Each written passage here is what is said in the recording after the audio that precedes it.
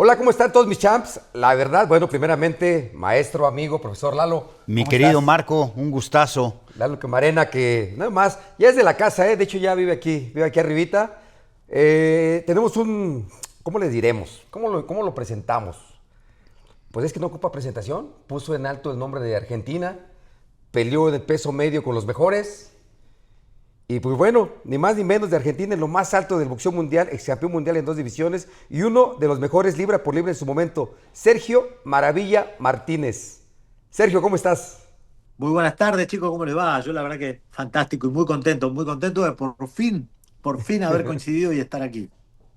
Para nosotros es un placer, en realidad, bueno, con el maestro, compañero, amigo, Lalo Camarena, que viene bien respaldado, cuidado, yo creo que va a ser una gran entrevista, gracias por tu tiempo. Y ya te extrañábamos aquí en un round más, como que de repente mi niño decía, sí, ya está, y nos lo iba cambiando, pero ya estamos aquí. Sí, la verdad que por fin, así que bueno, con muchas ganas, muchachos, con muchas ganas de conversar de boxeo. Pues la pregunta obligada, Sergio, en un país donde el fútbol es mucho más que un deporte, ¿por qué te dedicaste al boxeo? ¿De dónde te nace la afición, el gusto y el ser tan profesional para dedicarte al boxeo, Sergio? Pues probablemente porque condiciones para el fútbol, o sea, carecía de algunas condiciones, de algunos ingredientes para poder ser un futbolista. Era muy temperamental, dejémoslo en que era muy calentón para ser futbolista. Tenía muchas tarjetas amarillas, muchas tarjetas rojas. Y, y no, en realidad no tenía muchas rojas, tenía muchas amarillas, pero había algo en el fútbol. Intenté ser futbolista hasta las últimas consecuencias. O sea, yo en realidad no soy un boxeador o exboxeador, soy un futbolista frustrado, ¿sabes? Intenté por todos los medios, hice todo lo posible dentro de mis condiciones y posibilidades, hasta que se presentó una vez una chance, ya con 20 años de edad, de poder disputar un partido donde me podían probar, un partido de fútbol, donde me iban a probar para ver si podían, bueno, incluirme en el plantel, que era un plantel ya profesional. Eh, no tuve mejor idea, me avisaron con un mes de antelación, un mes y 4 o 5 días. No tuve mejor idea que entrar en un gimnasio de boxeo para entrenar 3 veces por semana boxeo, 3 veces por semana me iba a dedicar al fútbol. Y claro, fue entrar a boxeo y darme cuenta que ese era mi deporte. Me di cuenta muy rápido, muy rápido. O sea, entré un día martes, el miércoles regresé al gimnasio de boxeo y tuve súper claro, esto que voy a decir no quiero que suene mal, pero tenía clarísimo, tenía la certeza de que iba a ser campeón del mundo. No solo boxeador, sino también campeón del mundo. Bueno, sin duda alguna siempre te haces esa idea, ¿no? Voy a ser campeón, lo voy a hacer. Bueno, en fútbol, ¿qué tal si también hubiera sido algo extraordinario? Pues estoy escuchando que a los 20 años, entonces en el boxeo también ya incursionaste un poquito arriba de edad, porque estamos acostumbrados a los 6, 7, 8, 9, 10 años, y ahorita veo que a los 20 años fue en donde empezaste. Sí, la verdad que eso a mí me favoreció muchísimo, porque básicamente lo que yo llevaba haciendo desde que tenía 10 casi 11 años de edad, era hacer otros deportes. Yo venía jugando como juegan los niños, ¿no? Pero siempre fui muy intenso para el deporte. Yo, en lo personal, siempre muy intenso, quería ganar a todo, quería jugar todo juego, cualquier cosa era una competencia altísima para mí. Claro, empecé con frontón, tenis, ciclismo, fútbol y boxeo.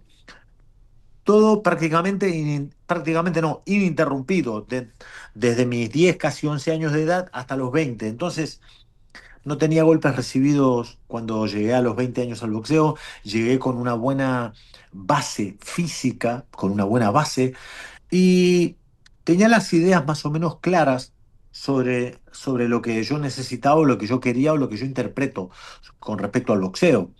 Entonces, llegué como habiendo hecho un curso acelerado, básicamente, porque aparte, un detalle no menor, vengo de familia de boxeadores. Mis tíos eran boxeadores y desde mis primeros juguetes, cuando yo era pequeño, cuando era bebé, cuando era niño, estaba en un protector bucal que jugábamos con eso, jugábamos con unos guantes o guantines o guantillas y sabíamos lo que eran las vendas, el olor de las vendas de boxeo.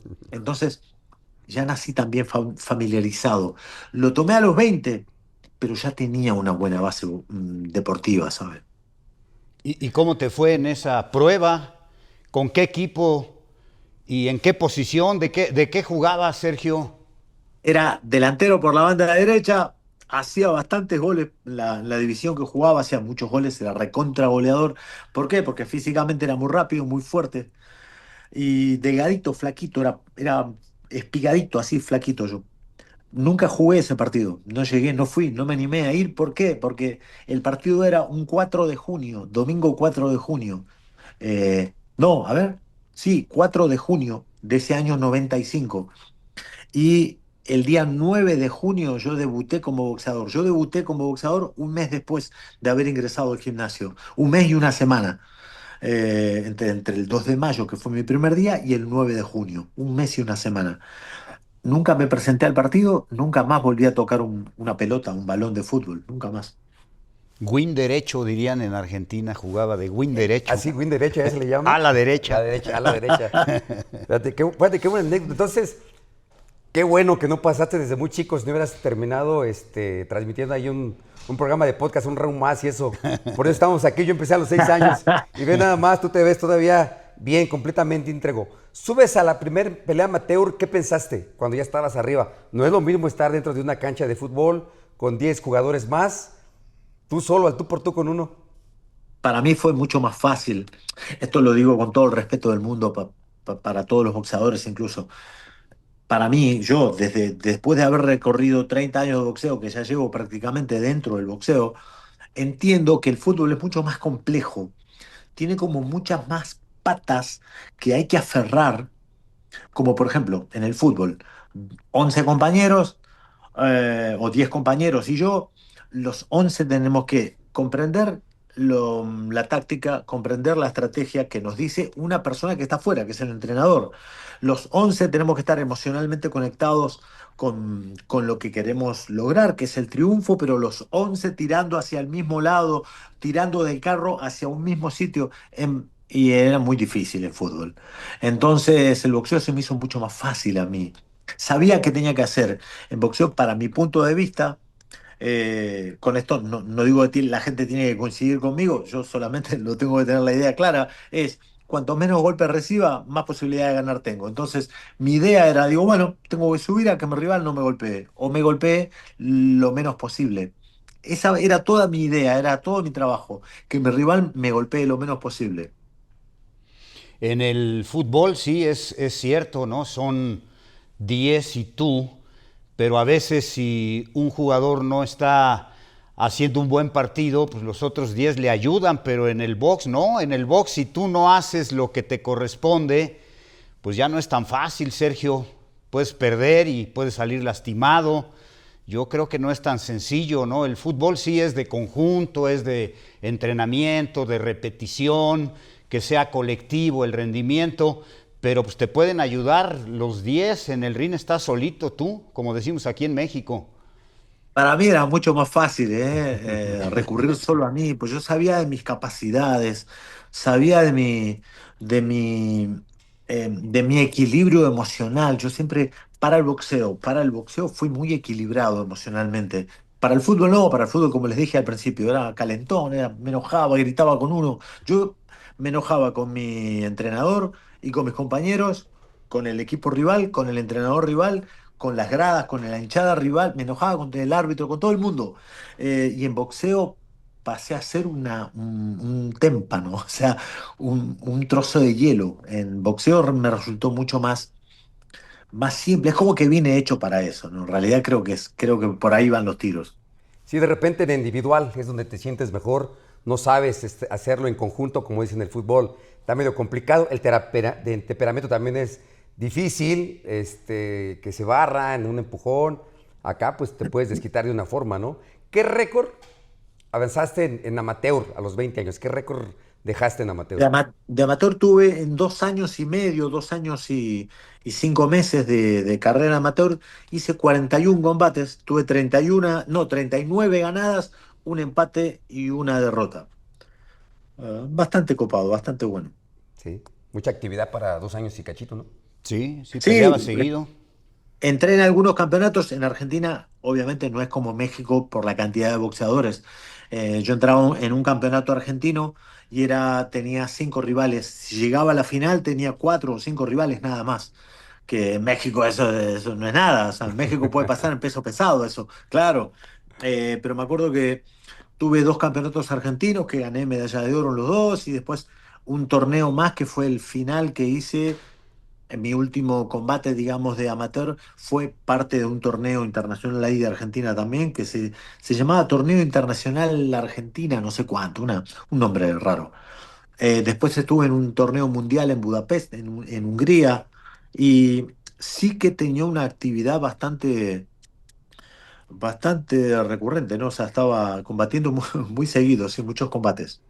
No te dio tiempo de representar a Argentina en Panamericanos, en Juegos Olímpicos, decidiste cortar el proceso y ya irte a profesional. Si tenía la idea errónea, ¿no? Errónea. Me acuerdo cuando quise hacerme profesional, que de hecho lo hice, tenía casi 23 años.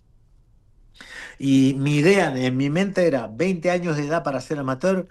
Si me quedo a unos Juegos Olímpicos voy a tener 25 porque era en el 2000 en Sydney, eran los Juegos Olímpicos. Tenía chance porque yo estaba en la selección argentina, tenía que hacer el clasificatorio, bueno, por supuesto, pero es decir, la posibilidad estaba. Pero yo decía, a ver, si hago los Juegos Olímpicos, salgo en el 2000, voy a tener 25 años cuando estaré debutando, es muy tarde. Erróneo, un error de principiante el mío. Pero dije, no, me hago profesional ahora mismo. Había participado en 2 torneos argentinos, en uno internacional y en un mundial, y dije adiós. Me hice profesional nada más, finalizando el año 97. 97. Sí, Sí, pues sí, señor. sí avanzó. Avanzaste rápido para dar el brinco de amateur a profesional. Muchísima actividad, torneos, dos argentinos y un continental. ¿Quiénes fueron tus figuras importantes en tu formación durante esa etapa que dijiste, ya voy para profesional? Como, ¿quién te empezó a decir, ya estás listo? Porque debe de haber, no un culpable, pero sí alguien que te haya animado más, ¿no? Como decir, Sergio, estamos listos para dar el paso al profesionalismo. Y en esos momentos y durante 5 años posteriores me entrenaban mis tíos, hermanos de mi madre, Raúl y Carlos Paniagua. Y ellos, yo les preguntaba, yo estaba como apresurado, quería ser profesional, quería hacer muchos combates de amateur y ganar una buena base física. Y claro, yo les iba preguntando, les iba diciendo, ¿cómo me ven? ¿Qué tal me ven para profesional? Entonces me iban viendo cómo trabajaban los sparring con algunos ya profesionales y algunos boxeadores prácticamente consagrados a nivel nacional. Y me veían bien, me decían, no, no, para ser profesional vos estás. Hay que ver físicamente cómo resistís los 4 6 8 10 12 rounds de profesional. Pero la confianza está. Ellos me decían, Sergio, la confianza te la tenemos. Tenés que saber vos en dónde te vas a meter, porque sí que en profesional los combates son más largos y sobre todo lo que me decían y que después lo comprobé, tardé como, no sé, habré tardado un año y medio más en entender esto que me decía uno de mis tíos, que era, fíjate la diferencia entre un profesional y un amateur, cuando un amateur tiene un buen nivel, no es lo rápido que es, lo duro que puede golpear, sino está en la resistencia a los golpes, la absorción a los golpes. Ahí te vas a dar cuenta cuando los boxeadores profesionales veteranos les pegas y no les haces nada. Y eso sí, por ahí van los tiros. Pero bueno, lo fui comprendiendo, ya me hice profesional. O sea, antes de cumplir los 23 años me hice profesional y ya estaba. Dije, bueno, no hay vuelta atrás, así que, bueno, salió bien. Y veo aquí en tu récord que debutas el 27 de diciembre, prácticamente acabando el año de 1997. Me llama la atención que te debutan a 6 rounds, cuando normalmente un principiante debuta a 4 episodios y ganaste por descalificación. Sergio, ¿cómo fue esa primera pelea? Combatí contra Cristian Marcelo Vivas, ahí en la ciudad de Ituzaingó, Buenos Aires, en las afueras de la capital, o sea, en las afueras de Buenos Aires, perdón. Y recuerdo que el combate mío podía ir a las 11 de la noche, después me decían quizá 11 y 10 entres al ring. Bueno, estaba calentando desde las 9 yo ya estaba en el estadio, de las 8:30 estaba. Y bueno, al final terminé peleando a la 1:30 de la mañana. Eh, Se hizo largo, la noche se hizo larga. Lo que sí recuerdo fue que yo estaba con mucho entusiasmo, muchas ganas, venía bien promocionado, venía de ganar un torneo importante como amateur, entonces había gente que ya me estaba mirando y bueno, yo apuntaba manera, como dicen, ¿no? Como apuntaba seriamente. Este chico parece ser que va a andar bien, decían. Entonces, bueno, había un poco de expectativa y mi rival tenía que ser un chico de la provincia de Santa Fe, que al final no vino ese chico porque habíamos combatido como amateurs y yo ya le había ganado y le había ganado bien por nocaut técnico en amateur. Yo en amateur tenía un récord bueno, o sea, me rompí la mano izquierda. Ah, caray. Esto hago un pequeño paréntesis.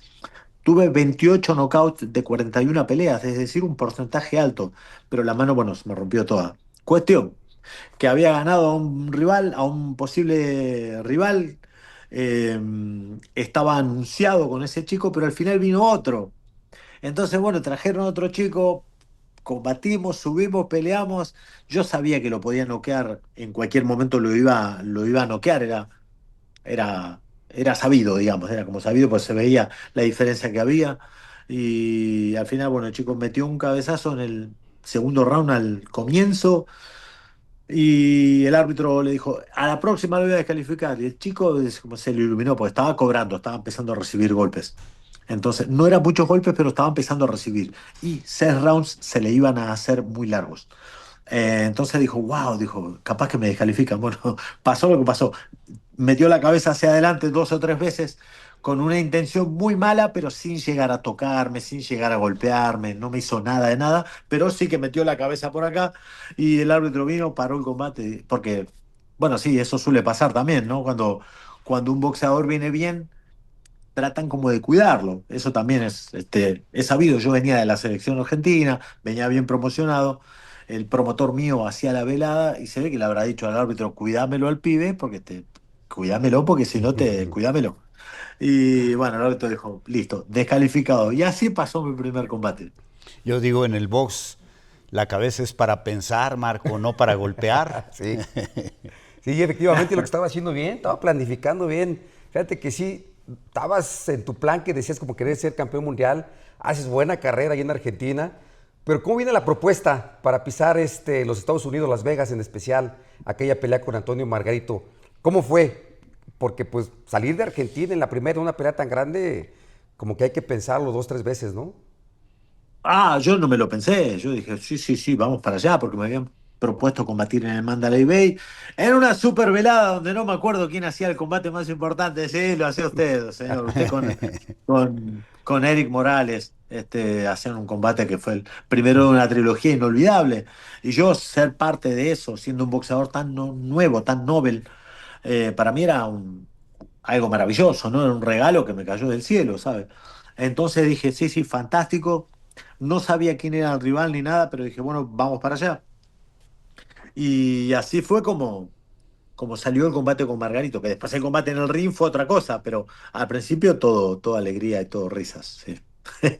Digamos que ese fue el salto de calidad, ¿no? El poder estar en Las Vegas, en una cartelera importantísima, ¿no? Con Barrera, Morales, pero en tu carrera hay algo que pues es muy significativo, ¿no? Haces una escala muy importante en tu carrera en España. ¿Cómo llegas a España, Sergio? En España llegué a España el día 9 de febrero del año 2002. No, el día 12, perdón, 12 de febrero. El 9 de febrero me fui de Argentina, en avión hacia Italia. Desde Italia comencé a viajar en tren buscando España. Yo buscaba llegar a Madrid. Y pude llegar el día 12 de febrero. Hacía un mes y muy poquitos días, en Argentina había habido un estallido social. En ese último mes pasaron 5 presidentes. En realidad en una semana pasaron 5 presidentes. Es decir, el país estaba quebrado, roto, partido en mil pedazos. La ciudad de Buenos Aires, el país entero estaba prácticamente en llamas. Era, vivíamos probablemente la peor, o una de las peores, si no la peor crisis de toda la historia de Argentina. Y me fui simplemente buscando trabajo, buscando un lugar donde poder trabajar y si pudiese tener la oportunidad, si me podría ganar la oportunidad de encontrar un gimnasio y boxear, lo iba a hacer, iría a hacerlo, pero mi idea primeramente fue tratar básicamente de ganarme el pan, porque claro, estaba en Argentina, no había para comer, literal, lo que digo, no había para comer y no estaba buena la vida en Argentina, no vivía bien. Dije, me voy a ganar, aquí no puedo, aquí boxear ya no puedo, ya no hablo solo de boxeo, hablo de cualquier tipo de trabajo, estaba muy mal el país. Y me fui a España, me fui allá y allá, porque hablaban muy bien de España, hablaban muy bien de Madrid, muy bien en el sentido laboral. Decían, uno va a Madrid y salís a caminar por la calle y encontrás trabajo, en todos lados hay trabajo. ¿Y saben qué? Era verdad. Y llegué allá, pero tuve la fortuna de caer en manos de gente cercana al boxeo y que me fue dando trabajo, pero es decir, la pata, el talón fuerte de mi llegada a España fue apoyado en boxeo, ¿sabes? Y a partir de ahí empecé a trabajar y empecé a vivir y a desarrollar una vida, ¿no? Pero es en la primera idea mía era justamente ir y tratar de buscarme un trabajo para poder comer, básicamente. Qué complicado, ¿no? Cambiar Imagínate. realmente pues, de vida prácticamente. Un país, bueno, de habla hispana sí, pero desconocido mundialmente para ti. Todo eso vino a repercutir un poco en seguir en tu pensamiento de llegar a ser campeón mundial, de decir, me estoy estableciendo para trabajar, sí, vine a cambiar, dejé ahora sí que todo lo que es mi infancia en Argentina, establecerse en Madrid y pensar en llegar a ser boxeador después del apoyo que tuviste. ¿Cómo se te fue dando todo? Nunca en ningún momento dejé de imaginarme o de verme como campeón del mundo. Sabía que lo iba a lograr. No sé, no me pregunten cómo, porque francamente no sabría cómo explicárselos. Pero yo tenía la certeza de que iba a ser campeón del mundo. Eh, pero buscaba primero tratar de salir adelante, primero tratar desde España, tratar de ayudar a mi familia que estaba en Argentina y también ellos, el país estaba quebrado y como ellos, mi familia también. Yo hice un combate el 2 de febrero del año 2002, una semana después me fui. Entonces cobré algo de dinero, repartí el dinero con mi madre y dije, señores, a mi padre y a mi madre, yo de aquí me piro y me fui. Entonces dije, una vez por mes voy a tratar de ayudarlos y tratar de, bueno, de que puedan subsistir aquí en Argentina.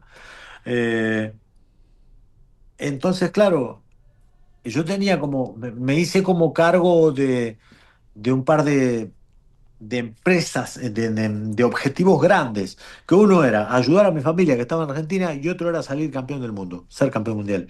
Bueno, esos objetivos fueron los que me mantuvieron siempre motivado, que a mí no me gusta la palabra motivado, pero sí que me mantuvieron motivado porque era parte del día a día. Yo sabía que tenía que, uy, perdón, yo sabía que tenía que seguir luchando, lo sabía, y era parte de, uno quiere ser campeón del mundo y bueno, te va a costar trabajo. Yo lo había asumido de esa manera.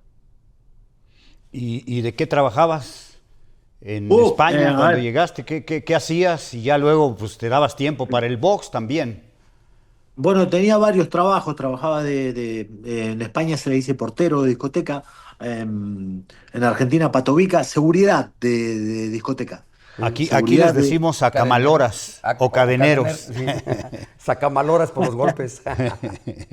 Bueno, eso mismo, trabajaba de eso, en una en una, después en dos discotecas, trabajé bailando en otra discoteca, trabajé como profesor de boxeo en dos gimnasios, después en tres, después eran tres gimnasios y dos casas. En realidad las casas eran gente que me quería mucho, que me conocía y que me decía, bueno, vení a mi casa, nos das clases de boxeo y podés comer. Entonces yo tenía un plato de comida caliente y me pagaban algo de dinero, un poquito de dinerito. Entonces todo eso me iba ayudando.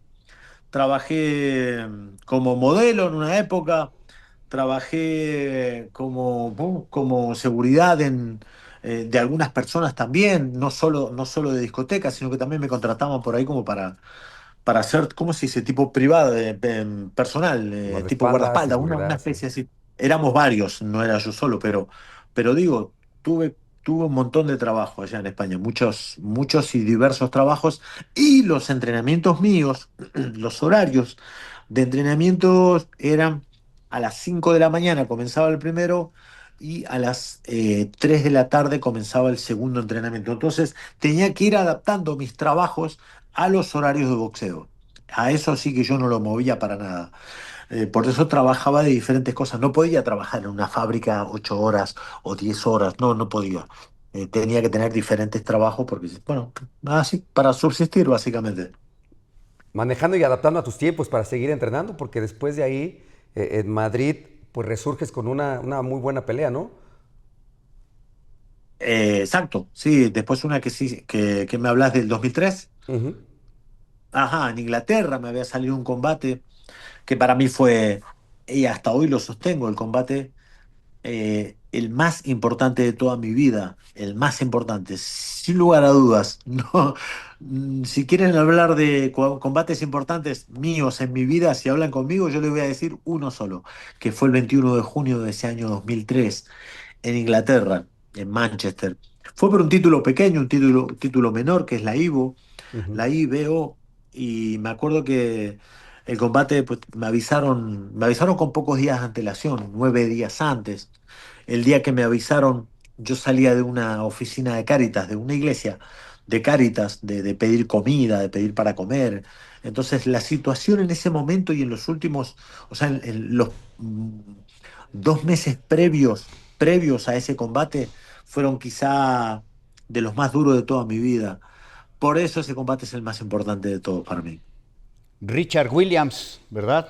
Richard Sí, Williams, señor. le ganas por decisión, una organización que pues no está reconocida a nivel mundial, ¿no? Como las 4 organizaciones que conocemos, pero que al final pues para ti fue el punto importante, ¿no? El punto de quiebre en tu carrera, a favor, ¿no? Ganar ese combate por decisión. Veo aquí las puntuaciones de los jueces, pues ganaste claramente.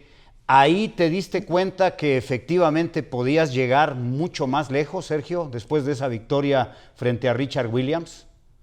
Exacto, ese fue el momento que sirvió de bisagra y podría decir que fue un punto de inflexión, porque más bajo, hasta incluso a nivel anímico, de lo que me encontraba en ese momento, más bajo que ese momento no podía estar. Yo venía de arrastrar se podría decir, una profunda depresión, incluso en los últimos meses. Y de repente ir a Inglaterra y ganar es como dar un golpe en la mesa, ¿no? Para mí fue como, wow, sí, resulta que sí, yo estaba, porque llegué a pensar muy poquito tiempo antes, llegué a pensar que me había equivocado de profesión. Y lo pensaba y lo pensé, dije, me parece que la pifié, digo, me parece que me equivoqué de profesión.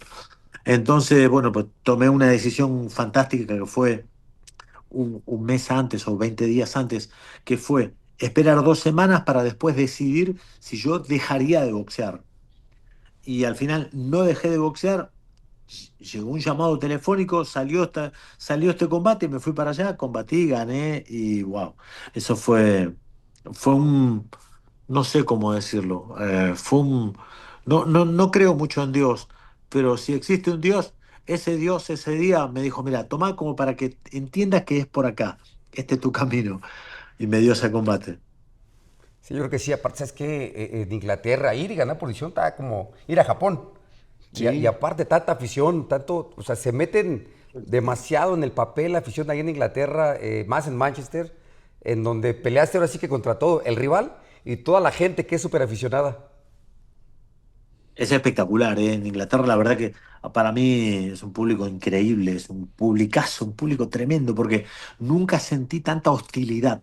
Hice Ujú. 3 combates ahí en Inglaterra, o sea, en 3 combates entre Inglaterra e Irlanda, hice esos 3 combates, jamás sentí tanta hostilidad como, Sí. como ahí, pero hubo una cosa maravillosa que en cada uno de los combates, Cuando terminé, bajé del ring y había no menos de 500 personas haciendo cola para darme la mano y decirme gracias por el espectáculo. Porque yo lo di todo en los combates, ¿no? O sea, terminé lastimado, lo pasé muy mal en los combates, o por lo menos en el primero lo pasé bastante mal. Pero así todo gané, es decir, lo di todo. Y el público inglés es como muy agradecido con eso. Me parece genial ahí. Sí.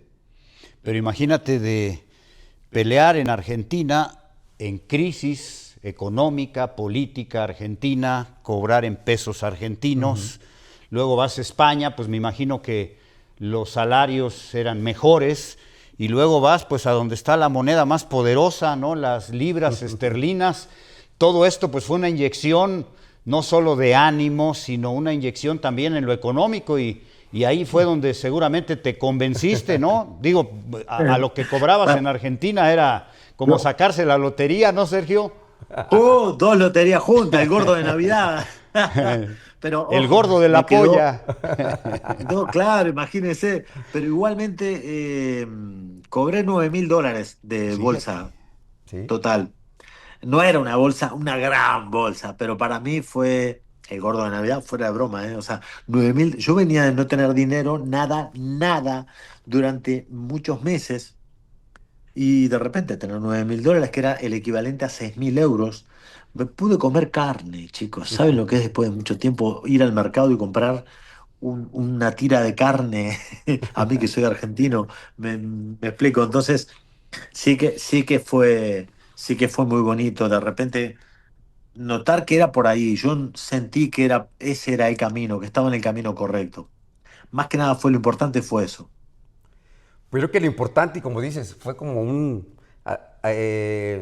pues así que te despiertan con agua, ¿no? Ve, esto es lo que viene, de aquí para adelante van a ser euros, dólares y empezar a hacer las cosas bien, independientemente de todo el revoltijo que traías en tu cabeza, ¿no? De que el trabajo, que aquí adaptarte y ese tipo de cosas, como que, pues sí, fue un pequeño empujón, como dices, no crees mucho en el de arriba, pero fue un pequeño empujón del destino, ¿no? Que ya te tenía algo planeado. Claro, exacto, justamente es eso, ¿no? Y está bueno cuando uno, eso apareció en el momento clave, en el momento justo. Si hubiese aparecido esta chance 2 meses más adelante, probablemente yo no estaría boxeando, hubiese dejado de boxear, porque yo veía, estaba entre los primeros puestos de ranking. O sea, si bien fui a pelear por la Ivo, y la Ivo a nivel mundial no compite prácticamente con ninguna de las cuatro entidades fuertes. Estaba en el Consejo Mundial, estaba número 5, en la AMB estaba número 2, en la IBF estaba número 7 a nivel mundial. Digo, es decir, vengo bien rankeado, pero no tengo para comer. Entonces la cuenta a mí no me salía. Y apareció este combate que fue, por eso le digo, el combate más importante de mi carrera y el momento más importante de toda mi vida. Decimos aquí en México el trampolín, Sí, ¿no? El sí, sí. trampolín para impulsarte, regresas a España, sigues tu carrera en España, y yo recuerdo en esa época que pues los españoles se apropiaron del Maravilla Martínez, o sea, las victorias del Maravilla Martínez eran victorias de un boxeador español nacido en Argentina. ¿Así era efectivamente, Sergio? Sí, para la afición sí, no tanto en otros aspectos porque yo no tenía papeles. Uh, Esto es verdad. No tenía papeles. 8 años mis primeros 8 años no tuve papeles. Con papeles, para el que no entiende, es tu DNI español. Sí, Yo, sí, mi sí. DNI español no lo tenía. Entonces, con las complicaciones que ello acarrea, ¿no? Porque eso trae muchos inconvenientes. Haber salido de España. Esto necesitamos una charla muy larga con mates y un asado. Yo creo Porque que sí, sí. sí. ¿Por qué le estoy diciendo? Porque yo sin papeles españoles, vivía siendo argentino en España. Salí de España, entré a Inglaterra con las complicaciones que tiene. Entré a Inglaterra, fui, peleé, gané el mundial, o sea, gané el de la Ivo y volví. Y volví a entrar a España, cosa que es imposible. Fuera de broma, lo digo. Yo lo pienso hoy como lo hice, tengo labia, se nota. Tengo labia. Bueno, eso fue lo que me salvó, ¿sabes? ¿Pero cómo le pagaban? O sea, Bueno, y en Inglaterra sí, no pasaba nada. En Inglaterra, cheque y te esperabas a cambiarlo, ¿no? Por lo regular así es. En efectivo, prácticamente. Sí, pero era sin poco papeles. también. No, bueno, traían diferentes bolsillos y eso. Sí, sí, hacía magia. No, no puedo decir mucho porque voy preso, ¿sabes? No, sí está bien esa cantidad, sí se podía traer en las bolsas, pero por lo regular, entonces no cobraban 9,000 euros, creo que le pagaban más, nada más que pues el promotor decía, el que te conseguía la pelea, ¿verdad? Te va a mitad y mitad, por eso en Exacto, efectivo. así tal cual. Después de ahí vienen grandes peleas, muy buenas peleas, como recuerdas su combate contra Darryl Biker en ese knockout de 11 rounds. Sí, eso fue, creo que fue el 31 de octubre del año 2011, ya en Atlantic City. Yo había ganado ya el campeonato Super Welter del Consejo Mundial. Seguía siendo, no, ahí cuando peleé con Darren Barker ya era campeón mundial mediano, del Mediano. peso medio, Sí. era del medio, exacto. En el 2010 había peleado con Kelly Public y con Paul Williams. Pues nos En el brincamos esa, 2011 Kelly con Pal, que era muy duro. Hostia, que era duro, Pablo. Sí, sí, Sí, pegaba durísimo. Increíble, increíble. El tipo que más duro me golpeó. Eh, y después en el 2011 sí vine primero Sergey Sinceruk y después Darren Barker. Sí, fue un combate difícil, áspero. Yo me había fracturado el brazo la semana anterior. Me había roto el radio, el músculo, el hueso radio que une la muñeca con el húmero. Y tenía una pequeña fractura y tenía una luxación, se me había salido de sitio, entonces tenía el brazo inflamadísimo y era mi mano fuerte era la mano derecha. Mi mano, siendo zurdo, mi mano fuerte es la mano derecha. Y claro, entré al ring sin mi mejor golpe, digamos. Entonces sí que me costó un poco más de trabajo extra, pero finalmente, bueno, pude ganar por nocaut en el 11º asalto, ¿no? Una curiosidad, ¿zurdo para boxear o zurdo para todo, Sergio? Hasta para dormir soy zurdo. Para todo, zurdo. Porque acá el campeón, Total. Marco Antonio Barrera, es zurdo para todo, menos para boxear, Marco. Menos. efectivamente sí. Como dices, hasta para dormir soy zurdo. O sea, soy zurdo. A mí me quitan el lado izquierdo y soy lo más nulo que hay. Bueno, hoy en día, ¿qué me pasó? Cuando me rompí esta mano, en esta Ah, mano me sí. rompí, se ve que Ah, me caray. falta un nudillo, ¿no? Bueno, Sí, sí, Sí. se ve me, enorme. rom- me rompí en el año 96 la mano. Estuve entrenando y boxeando sin parar desde el 96 hasta el año 2000 que me operaron. Y combatiendo y entrenando, nunca dejé de entrenar. ¿Qué pasó? Que me destruí la mano. La mano estaba fracturada, me pusieron corticoides en infiltración para calmar el dolor, Sí, ¿no? Porque tenía la mano hinchadísima y no se veía dónde estaba la fractura. Era que sí, sí. este hueso central, digamos, pero de esta mano, estaba fracturado a lo largo, tenía un corte transversal y no se veía en las placas, no se veía. Entonces, yo seguía boxeando porque los médicos me decían, mirá, tenés la mano rota, no sé dónde, pero está rota porque es evidente. Bueno, cuestión que yo dije, mire, póngame un calmante porque tengo un campeonato argentino acá, tengo otro campeonato después más adelante. Bueno, cuestión que yo cabeza dura y muy ignorante también de mi parte. Seguí boxeando. Entonces, ¿qué pasó? En el año 2000 me operaron, ven los dedos, esta es la mano sana y esta es la otra mano, la mano rota. La Ah, mano rota, caray. el dedo está Sí. más corto. Sí, sí, se Bueno, fue hacia entonces, abajo. sí, sí, la mano esta quedó prácticamente inútil, mi mano izquierda. Entonces, toda mi carrera profesional yo no pude golpear con la izquierda. La verdad, nunca tuve golpe con la izquierda. Gané combates y gané por KO, por nocaut y todo, pero yo nunca más pude golpear como Dios manda, digamos, como debo golpear con la mano izquierda. Entonces, ¿qué hice? Desarrollé mucho mi mano derecha. Y ahí fue que aprendí a boxear. O sea, no hay mal que por bien no venga, ¿no? Me quitaron, Mm. me perdí mi mejor arma, que era mi izquierda, yo pegaba y ganaba por nocaut bastante seguido. De repente me quedé sin la mano izquierda. Entonces tuve que empezar a pensar y a aprender a boxear, a aprender a sacar otros recursos, que bueno, me vino bien, me vino muy bien. Ganando en habilidad, En habilidad Marco, solamente así pasa. inteligencia. Te debe de pasar algo para poder, es decir, encontrar tu otra faceta. No nada más sé fajarme, también sé boxear. Sí, Tiene que que haber algo, es tiene importantísimo. que ver la mano. Revisando aquí la biografía boxística de Sergio El Maravilla Martínez, 27 de abril del 2007, tu debut en Estados Unidos en Houston contra un mexicano, Saúl Román, lo noqueas. Pues si no tenías papeles, ahí oficialmente ya tenías papeles para boxear y para hacer carrera en Estados Unidos, ¿no? Y la verdad que me vino genial. Ese combate fue una eliminatoria de Consejo del Peso Super Welter y fue estupendo ir, ganar y ya saber que en cualquier momento podía caer la chance mundialista. La chance mundial demora en llegar, o por lo general, Sí. cuando uno es argentino viviendo en España, queriendo triunfar en Estados Unidos. Es decir, tomé el camino más largo, yo lo entiendo y lo sé. En ese momento no lo entendía, yo protestaba, digo, yo decía, acabo de ganar una eliminatoria, estoy número uno en el ranking del mundo, soy el aspirante oficial y estoy hace 2 años que no tengo chance, o sea, no entendía, pero bueno, hoy en día lo entiendo, ya tengo la edad suficiente para entenderlo. Entonces ese combate de Román fue fantástico, fue estupendo.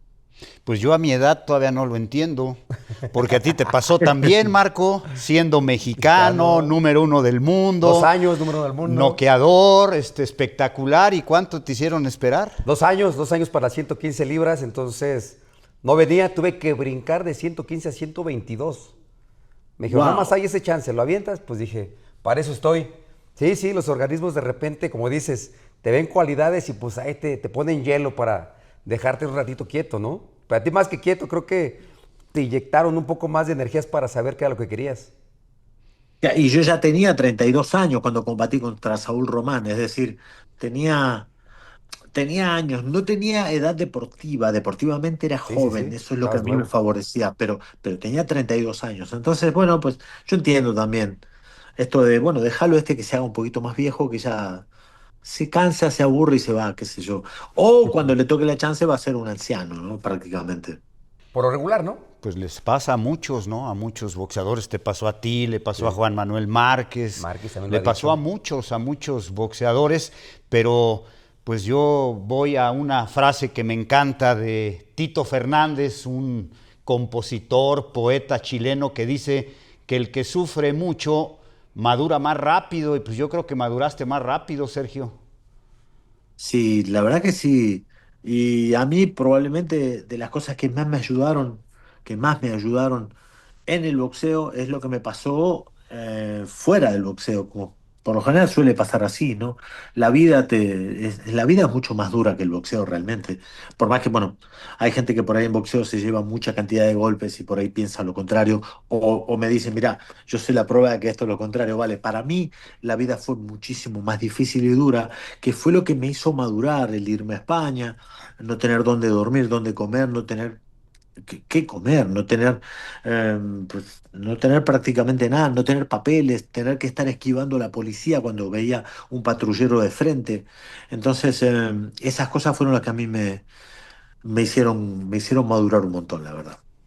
Sí, te hacen crecer por lo regular. Así que aprende uno de calle para poder ser como persona y crecer como deportista. Tienes un gran récord, tú vienes aquí con Lalo, viene gran récord, pero vamos a brincarnos al 2012. ¿Cómo se dieron las negociaciones para enfrentar a Julio César Chávez Jr.? ¿Qué pasó por tu mente? Porque independientemente de que sea el Junior, pues la gente prácticamente iba a estar por ser Chávez, ¿no? Claro, claro. Bueno, fue genial para mí. Fue. Yo había perdido el título, lo había perdido. Me habían llamado por teléfono y me quitaron el título del Consejo del Peso Mediano en el año 2010. Después de ganarle a Paul Williams y después de ser el mejor boxeador del mundo, Paul Williams. después de haberme llevado de haber tenido el mejor knockout del mundo. Es decir, yo venía bien en esa época. Pero bueno, también entiendo, hoy desde lejos, y ya lo entiendo, pasó tiempo. En su momento me enojé muchísimo que me llamaron por teléfono, me quitaron el título mundial, me dijeron, mira, no sos más campeón, ahora te vamos a dar la chance de que disputes el título de diamante.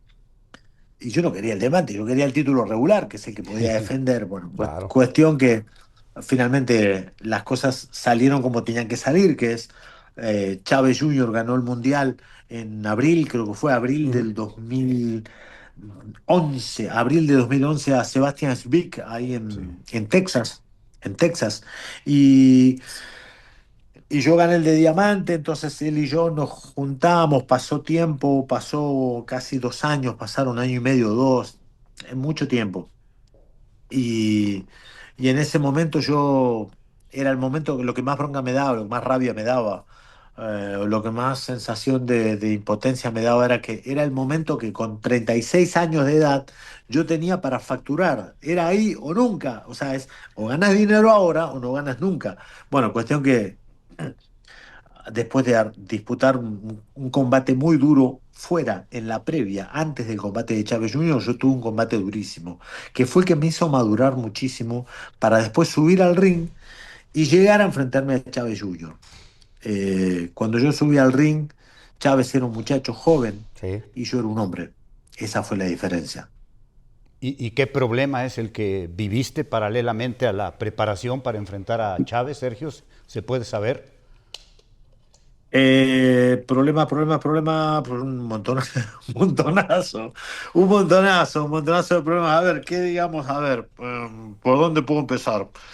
Pues me habían llamado del Consejo Mundial y me habían dicho que yo dejaba de ser campeón. Básicamente, en síntesis, es eso. Me dijeron, mira, Sergio, vas a dejar de ser campeón. Pues sos muy bueno. Literal lo que estoy diciendo, no estoy poniendo ni quitando ni una coma ni un acento a la frase que estoy diciendo y que me dijeron, Sergio, sos muy bueno. Chávez Jr. no puede pelear contigo hoy. Entonces lo que haremos es quitarte el título y vas a pelear por el título de diamante, que es más importante. Entonces, claro, yo en ese momento digo, me parece que no, me parece que acá hay un error de concepto o algo está pasando. Bueno, básicamente lo que pasó fue eso. Entonces, eh, HBO me habían dicho, Sebastian Spiek no va a pelear nunca en nuestra televisora.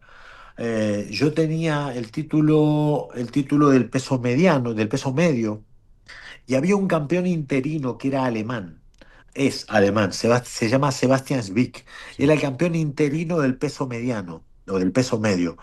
Y claro, le gané a Public, le quité el título, los títulos, peleó con Paul Williams y llegó la carta de Sebastian Svik, de Universum, de la promotora alemana. Me dijeron, mira, tenés que pelear con Svik ahora. Bien, a mí me manejaba HBO. Le digo a HBO, le decimos a HBO, mi manejador, Samson, Ludi Vela. Luis Vela. Mirá, Martínez tiene que pelear con Sebastián Spic por ley. Tiene que pelear Sergio Martínez con Sebastián Spic. Y de HBO dijeron, no, no, Spic acá no pelea, acá no va a pelear nunca. Porque carece de la calidad suficiente y necesaria para poder estar en nuestra televisora. Bien, perfecto. ¿Qué pasó en abril de 2011? Es decir, 4 o 5 meses después de haberme quitado, o 4 meses después de haberme quitado el título, pelea Julio César Chávez Jr. en Texas con Sebastián Zwick por HBO. Entonces, bueno, dije yo acá, acá me la colaron entre todos, hijo de mil. Digo, me la voy, digo, me durmieron. Digo, me prepararon la cama, me acosté a dormir y Claro. me durmieron así acariciándome. Entonces empecé una disputa y una guerra abierta contra HBO, HBO Sport, HBO Latino, contra la Top Rank, contra Chávez Jr., contra el que le limpia la piscina, contra el loro, la señora que hace limpieza. Me peleé con todo el mundo. Y eso fue también parte de lo que le dio mucha promoción al combate mío. Hoy, francamente, lo agradezco. Pues sí, fíjate, o sea, que te quita por teléfono. Tantas Ya no cosas. eres campeón mundial, ¿no? Si la gente supiera todo esto, lo que sucede, No, pero que qué en el bueno. escritorio te quitan cosas, te van y le dan paso a quien piensan que por ser el apellido, la figura más grande, piensan que va a arrasar más. Fíjate, ¿no fuiste el mismo que Ludi Vela lo acondicionó para pelear? A mí me dijo, ¿quieres pelear para After Dark? Y dije, pues sí. Ah, pues tienes que pelear con Kenny McKinney, si no, no vas a poder. Y ya, pues peleamos con él, le ganamos y seguimos trabajando hasta que pues HBO dio paso atrás. Pero fíjate, fui ahí de los únicos como tú, ¿eh? ¿Quieres pelear? ¿Quieres seguir con HBO? Aquí están los rivales. Espectacular. Esas cosas, hoy, con la edad que uno tiene, yo por lo menos la edad que tengo, miro para atrás y digo, "Uf, cómo agradezco todo eso, porque eso al final construyó mi vida y construyó una vida sólida, construyó Es decir, después de atravesar ese tipo de adversidades, llamémosle porque son adversidades, no son dramas, son adversidades. Ujú, Después de atravesarlo, uno se fortalece. Yo quedé muy fortalecido después de eso. Adversidades e injusticias ujú. también, ¿no? Muy injusto pues, que Sí, por teléfono te quiten el campeonato mundial, sí, sí, pasa y sigue pasando y sigue sucediendo. 20 de noviembre de 2010, ¿será este tu triunfo más emblemático? Nos asustaste, Sergio, por el knockout que le hostia. produjiste a Paul Williams, ¿no? Un knockout espeluznante, brutal, dramático, ¿no? Caben todos los calificativos, un knockout que la gente recuerda como uno de los más dramáticos de los últimos años, seguramente. Sí, estuvo bueno para mí, porque gané, ¿no? Por supuesto. Ser parte de prácticamente un año de preparación para ese combate. Un año. Paul Williams me había ganado el primer combate, habíamos hecho un Sí. combate el año anterior, el 2009, el 5 de diciembre. Y claro, yo venía, como se dice en Argentina, con la sangre en el ojo, es decir, lo traía entre ceja y ceja a Williams y decía, en la próxima lo voy a noquear, lo noqueo. Bueno, estaba con todo el entusiasmo, con toda la motivación y con mucha sed de revancha, mucha sed de revancha. El combate que hicimos, el primero, fue duro, muy parejo y ganó Williams. Considero también que ganó Williams. Quizás no como las tarjetas o como una de las tarjetas diría, pero sí que ganó Williams. Me faltó convicción a mi trabajo. Y en la revancha dije, bueno, mm, tengo que cambiar de plan, tengo que cambiar de táctica. Cambié de táctica. Y en el desarrollo de primer asalto, primer round y el primer minuto del segundo round ya pude afianzar mi trabajo y darme cuenta que era la táctica adecuada. Yo me había equivocado en la primera pelea. Creía que la mano que marcaría la diferencia era mi puño derecho, el cross de derecha, el gancho de derecha que tienen ustedes. Y no, resulta que era una especie de gancho de izquierda en realidad. Y bueno, al final di con Williams en un golpe de contra que lo tomé viniendo, porque Williams siempre venía, o sea, no hacía falta llamarlo, él venía, atacaba y atacaba. Entonces yo sabía que tenía que hacer en un cachito de tiempo, más o menos lo pude resolver. Dije, ah, vale, él solo mira mi cara, no mira otra cosa. Entonces pongo mi cara de un lado y mando la mano por el otro. Y salió bien, salió bien. Y aparte, lo tenías casi como de frente y nada más viste cómo iba cayendo. Te Sí, quedaste parado. ¿Qué pasó por tu mente por la forma tan dramática que cae? sí. Y pues lo quedaste viendo hasta el final, como que dijiste, ¿qué sucedió con ese golpe?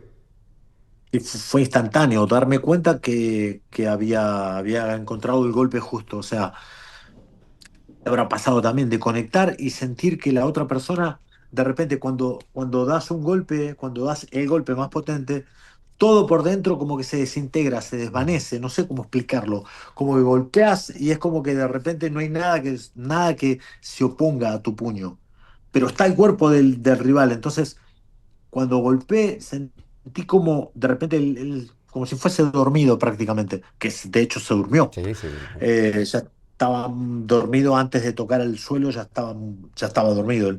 Entonces, apenas conectar el golpe, sentí ese choque eléctrico, esa explosión en el punto de impacto. Hay una cámara que me toma justo que hay un gesto que yo hago, que cuando conecto el golpe yo digo, uy, digo como diciendo, uy, la que acabo de Sí, hacer, como en el fútbol un gol de media chilena, ¿no? Pum, metí la mano y digo, uy, y me di vuelta y me fui a sí. celebrar nomás. 32 knockouts en tu carrera, ¿ese habrá sido tu knockout perfecto, Sergio? Sí, por lo menos es el más importante y el más espectacular de todos, no sé. Y aparte él era el cuarto boxeador libra por libra, Paul Williams venía muy bien, era una máquina, era muy potente el loco, muy potente. Sí, de hecho también ya fue, de hecho después de ese y el demás camino, fuiste nombrado o algo de la revista de Ring Sí. por ese knockout y de la gente que escribe en Nueva York también tuvo reconocimiento. Ese año me cayeron un montón de premios, viajé por todo el mundo. Fue tremendo, viajé por todo el mundo recibiendo premios. Era, la verdad que esos regalos bonitos que te da el boxeo, ¿no? El deporte que te da. Pero imagínate, Marco, pelear en Argentina, en España, hacer un poco de carrera en Inglaterra, venir a América, al continente americano en el norte, en Estados Unidos. ¿El grado de dificultad era mayor? ¿Te diste cuenta que el nivel de calidad en Estados Unidos, cuando empezaste esa aventura, ¿no? en tu primera pelea en Houston y luego todos estos triunfos, confirmaste que era mejor el nivel acá en el norte del continente? Sí, totalmente, totalmente, porque también hay una cosa que deja en claro, ¿no? Cuando uno cobra más dinero es porque la dificultad es mayor. Es así. Y yo iba por suerte, iba cobrando cada vez más dinero, o sea, iba sintiendo yo que iba creciendo, no solo a nivel boxístico, eso ya lo veía, era evidente, no solo yo, sino el nivel de oposición. Y con el nivel de posesión las bolsas son mayores, ¿no? Entonces, bueno, pues ahí estaban los desafíos para mí, ¿no? Para mí era mucho mejor enfrentar a un rival mejor, porque iba a haber mejor paga, no porque esté detrás del dinero, porque si no también, o sea, porque uno no lo hace por dinero esto, pero sí, o sea, es un trabajo. Entonces yo decía, bueno, la cosa se complica, si no, no estaría cobrando como me pagan. Yo lo veía y lo analizaba de esa manera. Oye, antes de eso, nos olvidó preguntar, ¿por qué Maravilla? ¿Por qué Maravilla? ¿Había algo Maravilla? Ah, el ¿Es apodo, apellido? el ¿El apodo. apodo? Cuando comencé a boxear fue un poco, se le podría decir marketing, busca de marketing. Ok. Porque un hombre que era jurado de boxeo, Luis Blanco, Luis Blanco, en realidad, jurado de boxeo y que a veces hacía de periodista en la ciudad de donde yo vivía. El hombre me había visto de que yo era muy nuevito, desde mi primer combate me había visto, me vio el primero, segundo y tercero. Yo los primeros 4 meses estuve el primer mes entrenando y los 3 meses siguientes haciendo combate, combate, combate una vez por mes.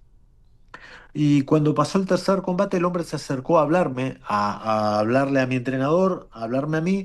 Dio la casualidad que estaba mi padre, estaba otro tío mío, y le dijo, este chico va a andar bien. Porque me veía muy serio el hombre. Yo siempre fui muy serio para trabajar. O sea, hice las cosas en serio, digamos, me lo tomaba en serio. Y el hombre me dijo, este chico va a andar bien, dice, este pibe, si sigue así tal cual como viene, va a hacer buena carrera. Tienen que buscarle un buen apodo, porque yo no tenía apodo todavía. Sí, bueno, tenía un apodo que era horrible. No lo voy a decir porque es ¿Cuál era? malísimo. No, me habían puesto el apodo. Un compañero mío, un compañero de gimnasio, yo me acuerdo que hicimos una especie de sparring, yo era nuevo, no sabía medir la fuerza, la potencia, Sí. yo iba y tiraba golpes. Claro, mis compañeros lo lastimaba. Y uno dijo, este chico parece que tiene pólvora en las manos. Y me pusieron de apodo Polvorita. Y Polvorita era un personaje de televisión, un Ok. personaje gracioso, que no te conviene que te pongan ese apodo. Y me habían puesto ese apodo. Entonces, al poco tiempo el hombre dijo, un mes después el hombre dijo, cámbienle el apodo, porque pónganle un apodo que no sea agresivo, que no sea violento, que no sea el asesino de Quilmes, porque fíjense cómo es la personalidad de él también, y así el hombre los guió un poco a mi padre, a mi tío y a mi otro tío que era entrenador, y ahí hicieron un consenso y dijeron, ¿qué tal maravilla? Probaron y quedó, desde que yo era muy nuevo. Quedó, al principio era horrible que te apoden Maravilla, porque cuando uno entra al ring y el apodo tuyo es Maravilla, la gente espera que uno haga, "Buah, ¿por qué le dicen Maravilla a este? Sí. ¿Cuándo salvó el planeta a este tipo?" Pero bueno, yo dentro de todo considero esto, ¿no? Y lo consideré siempre, que uno tiene que rendirle un poquito, tiene que rendirle honor a su apodo. Mano de piedra es mano de piedra. Sí. O sea, Iron Mike es el hombre. A Tyson no le pueden poner maravilla a Tyson, ¿me explico? A Hagler sí se le podría decir Sí. maravilla. El maravilloso. Eh, claro, pero a mí no me podía poner el cañonero. No, no, no, a mí poneme otro apodo. Menos polvorita, poneme cualquiera. Y me Pero pusieron maravilla. correspondiste, Sergio, correspondiste al apodo, ¿no? A Sí. Marco en Estados Unidos lo bautizaron como el babyface asesino. Y acá los Exacto, el mexicanos lo asesino. bautizamos como el Barreta Barreta, Barrera. jugando con su apellido Barreta Barrera. Sí. Sí, tuve varios, también casi no los Sí, usaba, sí, pero sí, sí. totalmente, totalmente. Fiel seguidor de la carrera completa del señor, el Babyface.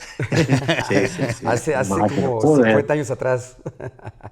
No, pero ya fíjate, pensándolo bien y regresando, sí efectivamente peleó en la misma función en el Mandalay. Oye, yo te quiero preguntar, Sergio, lo importante en cualquier deporte y en el boxeo especialmente, lo más importante es ganar. Pero yo aquí con Marco hemos hablado muchas veces, ¿no? Aquí en el programa, que llega un momento en que un boxeador adquiere tal nivel de calidad que ya no puede permitirse malas actuaciones. Por lo que tú mencionaste hace un instante, la gente te exige. Y si Sergio Martínez es el maravilla, pues tiene que demostrar por qué es el maravilla. ¿Tú pensabas en eso? ¿Lo tenías como un reto, como un compromiso? ¿Era parte de tu ABC del boxeo el ganar, dar espectáculo, tener una brillante actuación para corresponder a quien se le ocurrió ponerte maravilla, Sergio?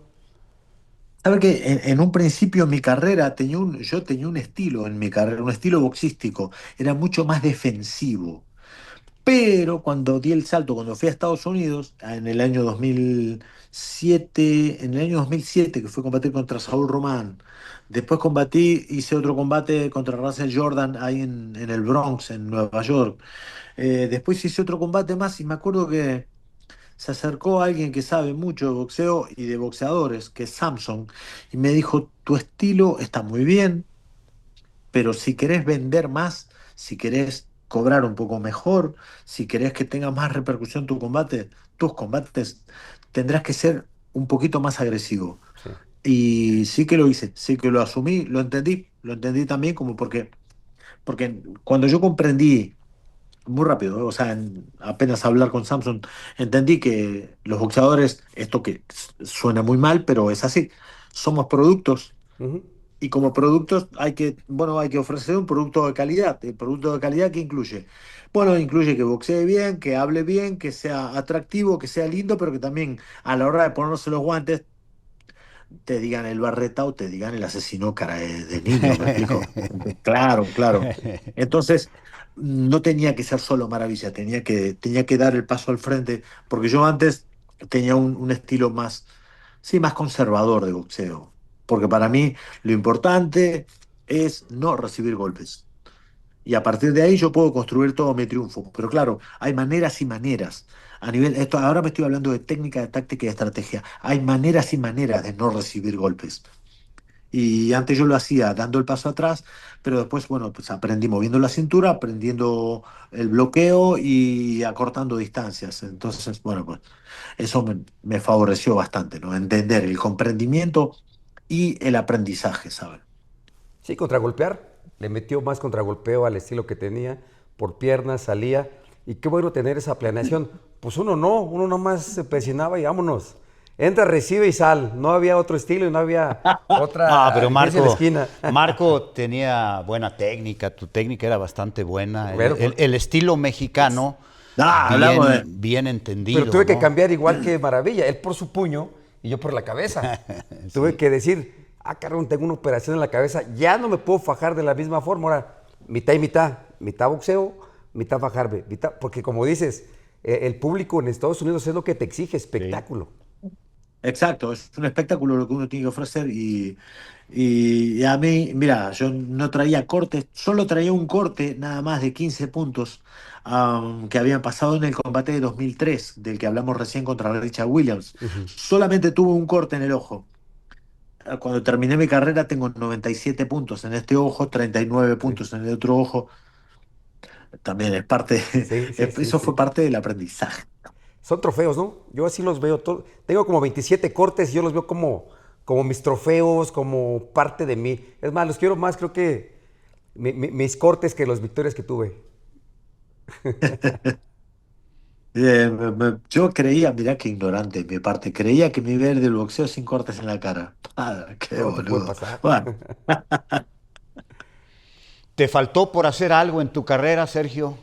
¿Te quedaste con algo pendiente en tu brillante carrera? 57 victorias, 32 knockouts, triunfos espectaculares acá en México. pues lo recordamos, Sí, ¿no? Por sí. vencer a Chávez, vencer a Toño Margarito, aquella victoria, ¿no? Con Ahí tu perdés. debut. Sí. ¿Todo esto te dejó algo pendiente o como dice un poema muy bonito en México, vida, nada me debes, vida, estamos en paz, ¿estás en paz con el box? Estoy a mano, sí, sí, estoy en paz, con mucha alegría. Cada vez que pienso en mi carrera, pienso con mucha alegría, porque y yo quería ser futbolista, ¿sabes? ¿Me explico? No, no tenía pensado que iba a vivir una aventura tan maravillosa.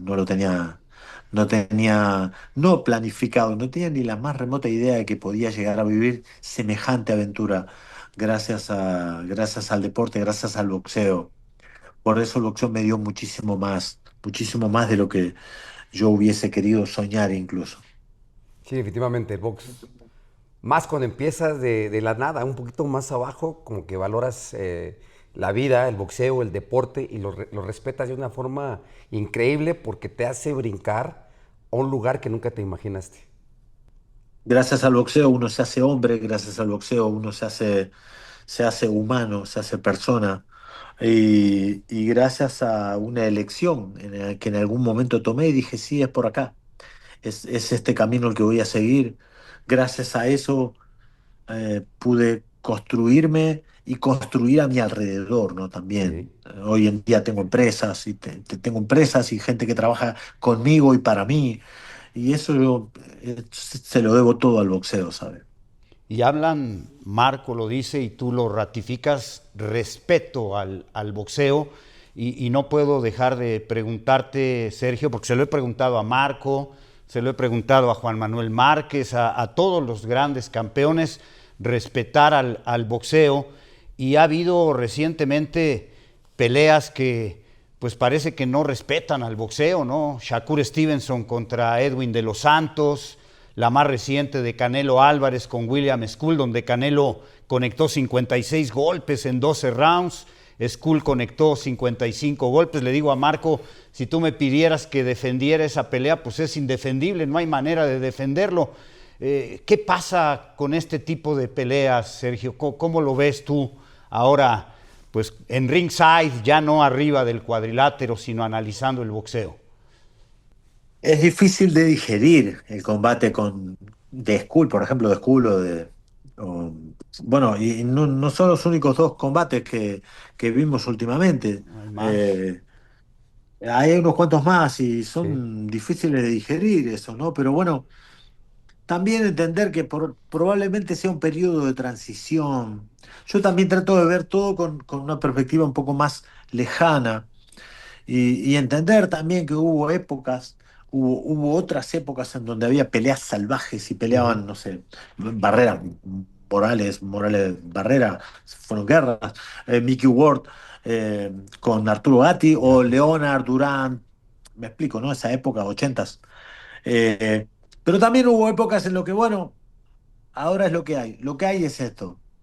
Y, y lo veo desde lejos, me alejo un poco y digo, bueno, pues quizá es para que podamos aprender que dentro de unos años tiene que haber otro tipo de entrenamiento, otro tipo de comprendimiento, de comprensión y de entendimiento de lo que significa boxeo. Creo que tiene que haber, está bien, son etapas, ¿sabes? Son rachas, son ciclos, no rachas, son ciclos.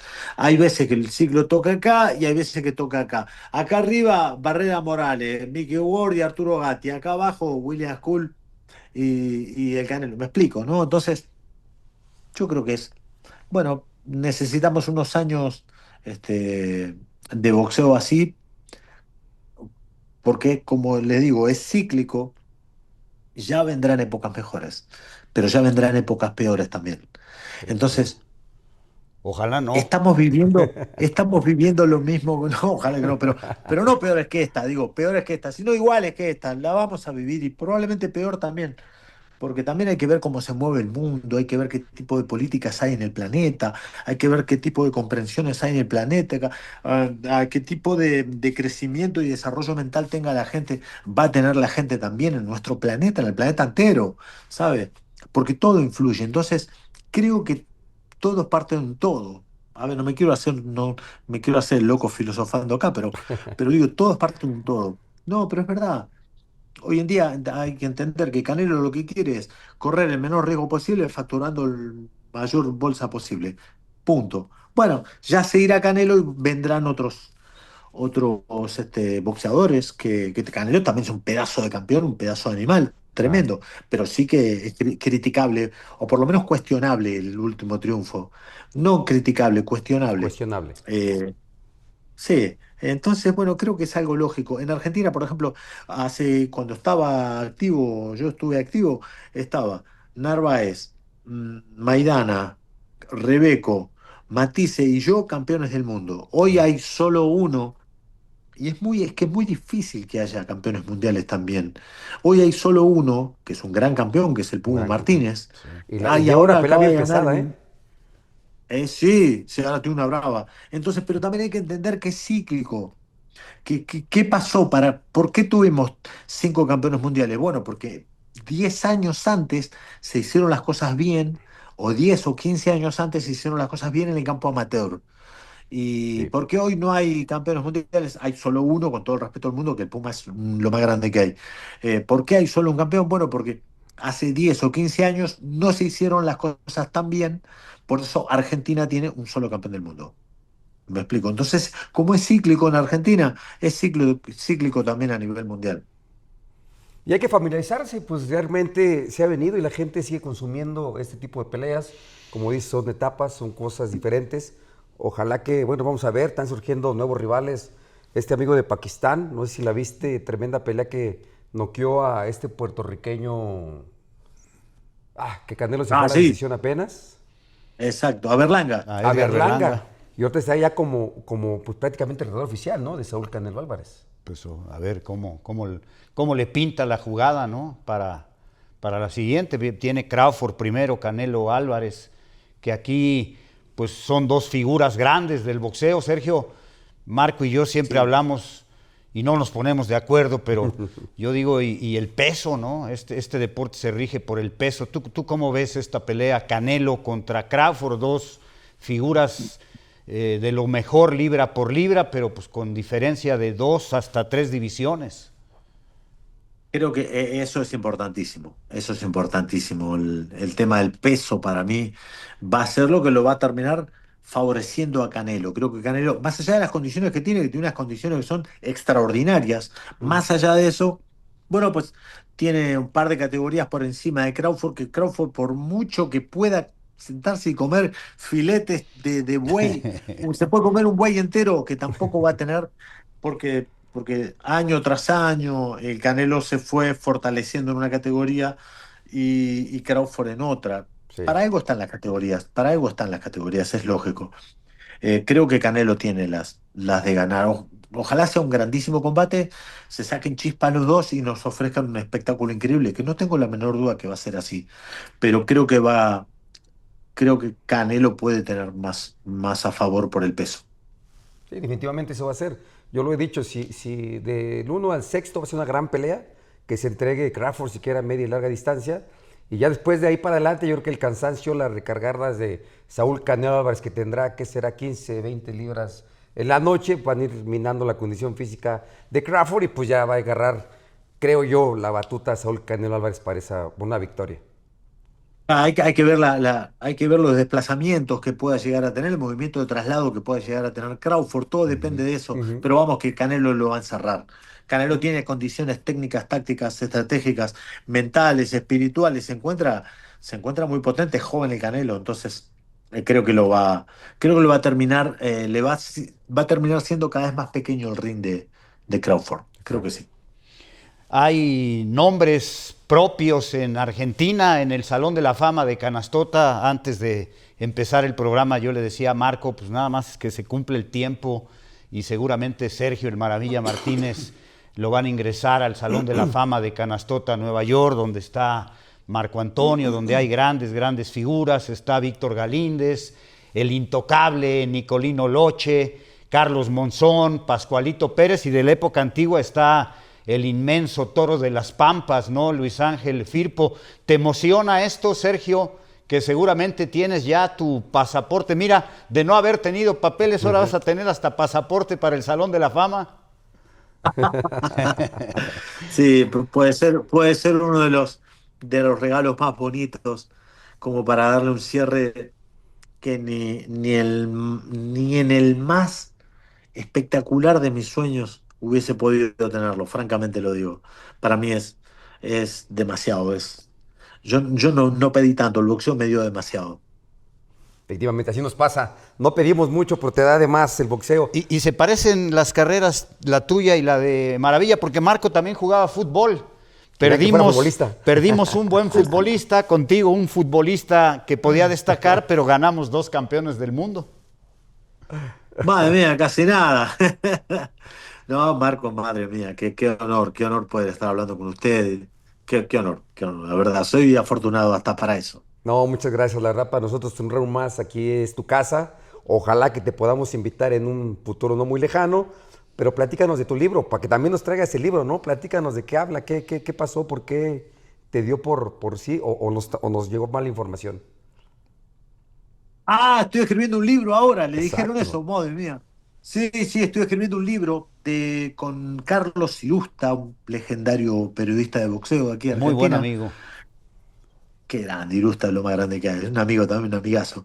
Él y Matías Dana, un muchacho que es pintor y que es un pedazo de artista tremendo, estamos escribiendo un libro eh, sobre, más que de boxeo, es de boxeadores. Yo lo que tengo, estoy escribiendo un libro de poesías también, que lo tengo que publicar y lo tengo que terminar. Todavía me puse a escribir de boxeo o de boxeadores, me gustó más y me puse a, bueno, pues estoy más metido en el libro de boxeo. Entonces, yo escribo más, ¿cómo explicarlo? ¿Cómo decirlo? Más poético lo mío. Es más cercano a la poesía, acerca de la vida, del nacimiento, infancia, desarrollo de su vida, adolescencia, preadolescencia, la carrera boxística y postboxística de muchos boxeadores legendarios e incluso algunos no fueron campeones.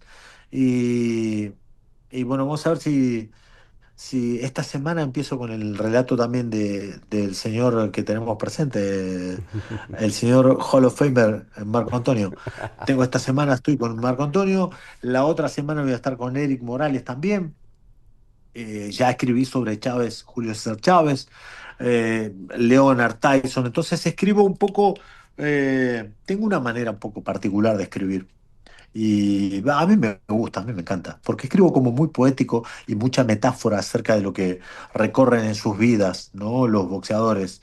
Eh, Elegimos unos 50 nombres de los más grandes o de los que nosotros consideramos no solo más grandes, sino representativos para poder ponerlos en el libro. Porque está Firpo, por ejemplo, que nunca fue campeón del mundo, está Eduardo Lauce, un grandísimo boxeador argentino que nunca llegó a ser campeón del mundo, por ejemplo, por dar 2 nombres. Pero tenemos Tyson, Joe Louis, Jack Johnson, Carlos Monzón, qué sé yo, Loche, Marco Antonio. Ay, ay. Y ahí está, me volqué a escribir y estoy muy contento escribiendo eso. Obras de teatro también, eh, guiones para cortos también. Ah, me encanta la escritura, chicos, me encanta. Se nota y no tengo duda de que va a ser un éxito porque además es de personajes a nivel mundial, no solamente se reduce a personajes argentinos o latinoamericanos, ¿no? Y esto creo que con la pluma de Carlos Irusta y la pluma del Maravilla Martínez, pues va a ser un éxito, Marco. Un libro maravilla. Qué grande. Bueno, ahí está, sí. Irusta se va a encargar de la parte más estadística, hablar de ranking, de récords y hablar de eso. Y yo hablo un poco más de lo poético. Matías Dana va a ilustrar cada uno de los boxeadores que tomemos. Y ya tengo casi el 90% de lo mío ya está escrito. Me falta muy poquito nada más. Yo ya termino, creo que de aquí a un mes ya termino de escribirlo. Falta que Irusta haga o encuentre su parte. Matías Dana tiene casi todos los cuadros hechos. O sea que de aquí a...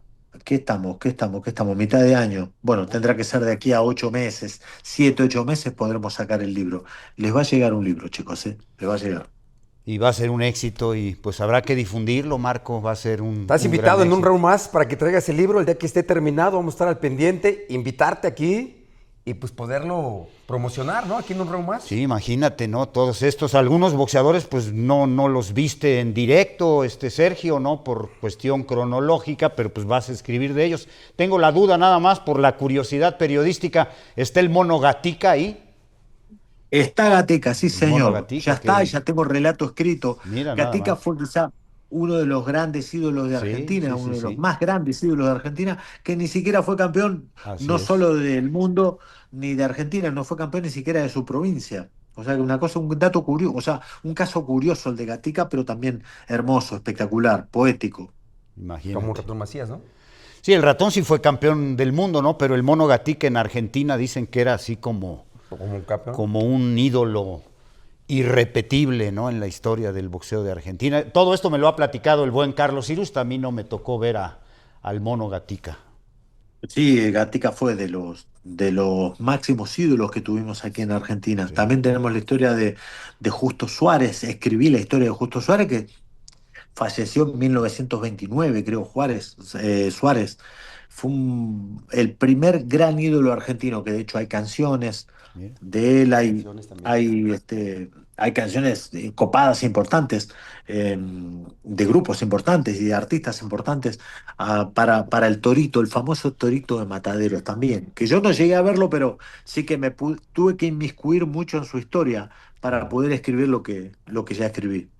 Sin duda alguna, aventaste un clavado en la historia para saber de qué. Y bueno, la verdad vamos a estar felices de poder aquí presentarlo y de enseñarles a toda la gente la maravilla que va a ser maravilla, ¿no? Un gran libro. Y aquí Y hablando de puro boxeo. Aquí lo recibiremos en un round más, aquí en Guadalajara, Jalisco, lo recibiremos en esta tierra, ¿no? La tierra del Canelo Álvarez. Aquí lo recibiremos con los brazos abiertos a Sergio el Maravilla Martínez. Grande, chicos. Bueno, muchísimas gracias, gente, y un placer. Por fin pude estar aquí con ustedes, chicos. Por No, fin. muchísimas gracias. En verdad, algo que le quieras decir a los champs, porque de repente van a estar preguntando, redes sociales, ¿qué más piden? Donde te puedan escribir los fans. Bueno, ahí estamos, amigos. El canal mío de YouTube, que la verdad que vengo bien. Yo estoy Exacto. cerca del medio millón de seguidores. El mes pasado tuve, creo que 33 millones de visualizaciones. Ah, caray. 33, una barbaridad. Ni yo me lo esperaba. Entonces, el canal de YouTube viene muy bien, que es Maravilla Box. Todo junto, Maravilla Box, box de boxeo. El Instagram también, Maravilla Box. Lo mismo en lo que era Twitter, X hoy.